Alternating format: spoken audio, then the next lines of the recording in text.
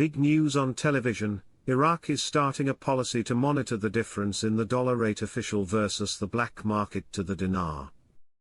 They are relating to the exchange rate. They are calling everyone to pay attention to a new policy. I'm a little excited.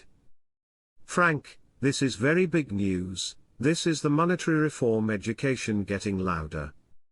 It's at the point where they are screaming at you now. They're looking at the black market rate against the real official exchange rate, R.E.E.R. The thieves in your country that profit from stealing the value of your currency are now being controlled by Sudani through his bank's monetary reform policies.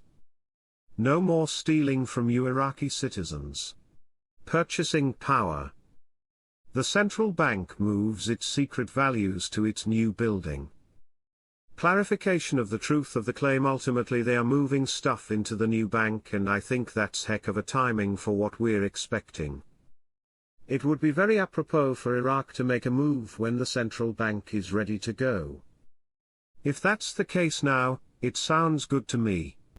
We have been witnessing the preparation of a huge move for the Iraqi financial system come the end of the year. I do not want anyone to think that everything will go so smoothly.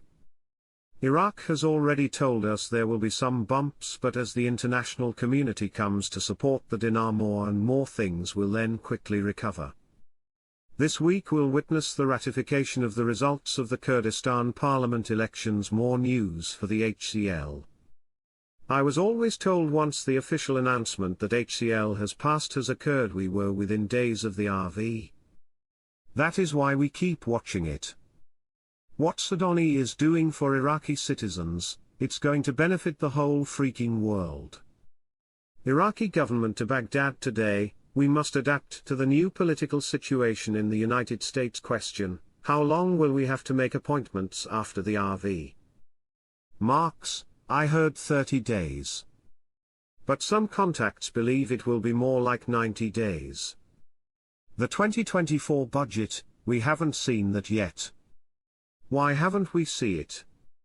We haven't seen it yet because they're hiding that until the last minute. Remember this: going from 1310 or 1320 exchange rate and changing it to a massive degree needs secrecy to some large degree all the way through the process.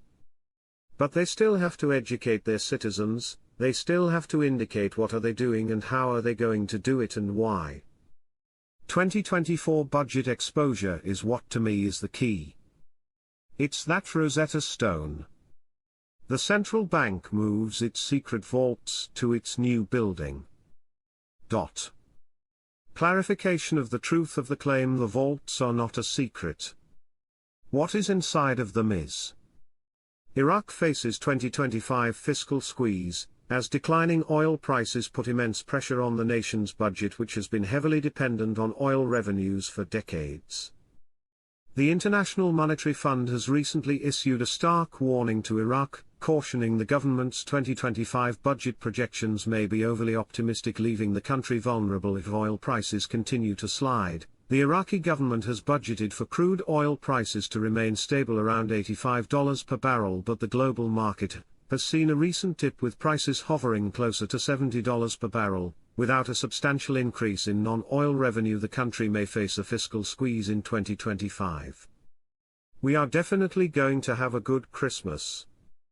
Just letting you know that I'm now under NDA. I cannot talk right now, so I cannot hurt the process. We are now definitely close. The central bank moves its secret vaults to its new building.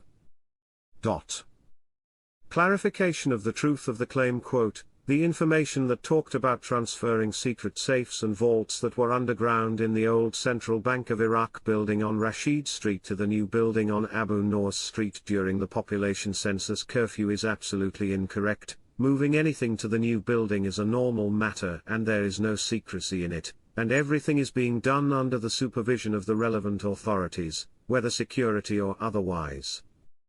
Iraqi Prime Minister Mohammed Shia al-Sudani received today, Monday, Japanese Ambassador Futoshi Matsumoto, on the occasion of the end of his duties as his country's ambassador to Iraq.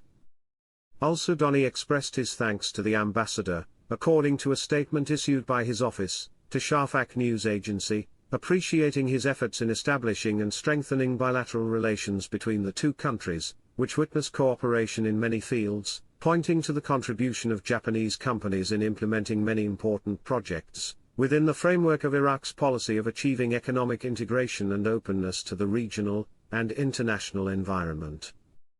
Al-Sudani touched on the developments in Gaza and Lebanon, the persistence of the occupying entity in its aggression, and Iraq's position in support of the Palestinian and Lebanese peoples, rejecting war and the expansion of the conflict, and achieving peace in the region.